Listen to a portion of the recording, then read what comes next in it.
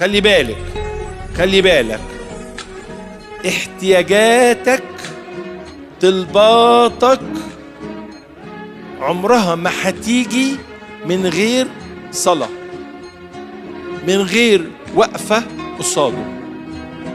الصلاة هي اتصال، السكة تبقى مفتوحة، ترفع عينك لأبوك السماوي، تطلب بقوة، تطلب بثقة، تطلب بإيمان، يستجاب ليك. ده أمر جديد في العهد الجديد اسمه خبرة جديدة.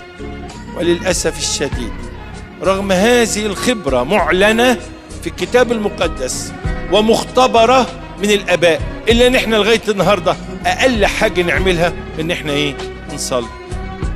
يلا بينا نعمل اجتماع صلاة. الناس تحب، وناس كتير تقول لك يا عم تقيل عليا.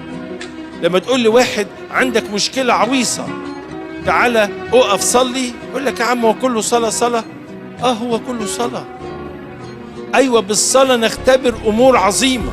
هو ده الاختبار العظيم، هو ده الاختبار العجيب، هو ده اللي اختبروه الرسل، هو ده اللي خلاهم يبقوا في ملء القوة انه بيعملوا يقفوا يصلوا.